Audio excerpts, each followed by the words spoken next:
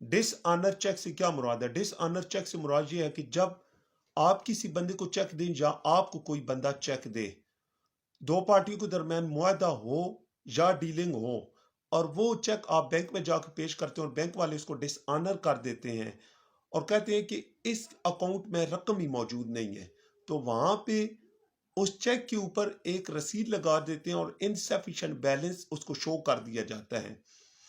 अब जो उसका कानूनी तरीकाकार क्या होगा? कानूनी तरीकाकार ये होगा कि 499 एफ पीपीसी ताजीरात पाकिस्तान की सेक्शन के तहत आप मुतलका थाने में एफआईआर दर्ज करवा सकते हैं।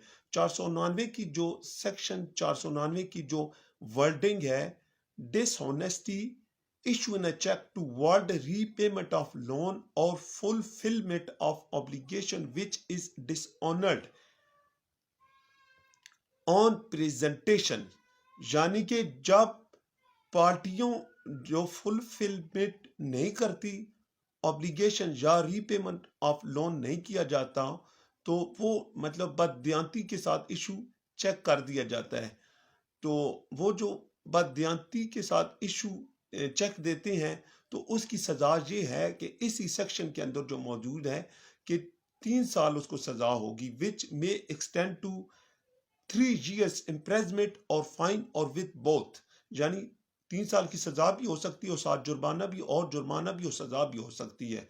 अब जो फुलफिलमेंट ऑफ ऑब्लिगेशन है, यानी कि जो पार्टियों के जो उसमें ऑब्लिगेशन अगर कंप्लीट नहीं किए जाते, मसलन एक पार्टी का दूसरी पार्टी के साथ मुआहदा होता है कि पहली पार्टी दूसरी पार्टी को गाड़ी बेचती है, अब जो वहां पे रकम नकद नहीं देते, मतलब 20 लाख का सौदा हुआ है, तो वो चेक उसके बदले दे देते हैं और वो चेक जाके बैंक में देते हैं और बैंक वाले उसको डिसऑनर्ड कर देते हैं और कहते हैं कि इसके जो अकाउंट है उसके अंदर रकम मौजूद नहीं है, और उसके ऊपर एक रसीद लगा देते हैं और कहते हैं कि इनसफिशिएंट बैलेंस है।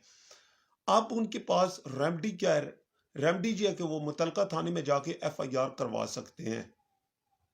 अब दूसरी पार्टी क्या करेगी? दूसरी पार्टी जो है ना, उसके पास जो रेमेडी है वो ये है कि आप कह सकते हैं कि जी मैंने तो जो है वो रकम ट्रांसफर की थी, मगर ये बैंक वालों की गलती है। अगर वो साबित कर देते हैं तो उनको 3 साल की सजा नहीं होगी, अगर नहीं साबित कर सकते तो उनको 499 एफ के तहत 3 साल की सजा होगी। अब यहां मैं आपको एक अहम नुक्ता बताने जा रहा हूं, क्या वाकई 3 साल की सजा होती है, या क्या वाकई वहां पे उनको बेल हो सकती है या नहीं? तो मेरी तो जवाब यह है कि उनको बेल हो जाएगी। The bail can be granted within the 3 month from the magistrate of the first class, यानी कि बेल उनको 3 माह के अंदर अंदर हो जाएगी। अब आप हैरान होंगे, या दूसरी पार्टी ये कहती है कि जनाब ये हमारे तो उतने पैसे थे, तो बेल इनको इतनी जल्दी होगी। तो इसका जवाब ये है कि जो ताजीरात पाकिस्तान है उसका जो शेड्यूल है, उसमें जो 499 सेक्शन है वो तो कंपाउंडेबल है, यानी वो काबिले जो जुर्म है उसको जो है ना उसका राजीवंदा हो सकता है, राजीनामा हो सकता है दो पार्टियों के दरमियान। एक तो ये नुक्ता। दूसरा ये है कि जो 499 है उसकी सजा 3 साल बयान की गई है, जबकि वो प्रॉपर्टी क्लास 497 के अंदर फॉल नहीं करती, क्योंकि वहां 10 साल सजा लिखी हुई है, तो जबकि 499 में 3 साल की सजा है, इसलिए वहां पे बेल ग्रांट इजीली हो जाती है with in the 3 month।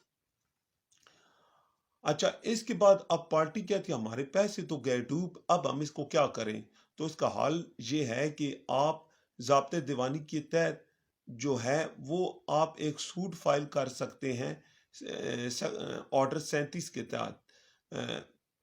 Recover amount, यानी जो अमाउंट के हवाले से एक आप दावा दायर कर सकते हैं, तो इंशाल्लाह जो है ना वो जज साहब आपके लिए जल्दी से जल्दी कोशिश करेंगे, तो वो पैसे आपको जल्दी से जल्दी वो आपको मिल जाएंगे।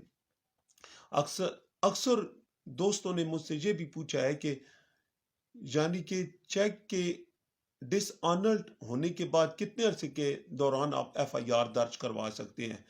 تو جس دن آپ کا ڈس آنر ہوا ہے چیک، اس تاریخ سے لے کر 6 ماہ تک آپ ایف آئی آر بھی درج کروا سکتے ہیں، اور بینک سے آپ کے چیک پر میمو بھی لگ سکتا ہے۔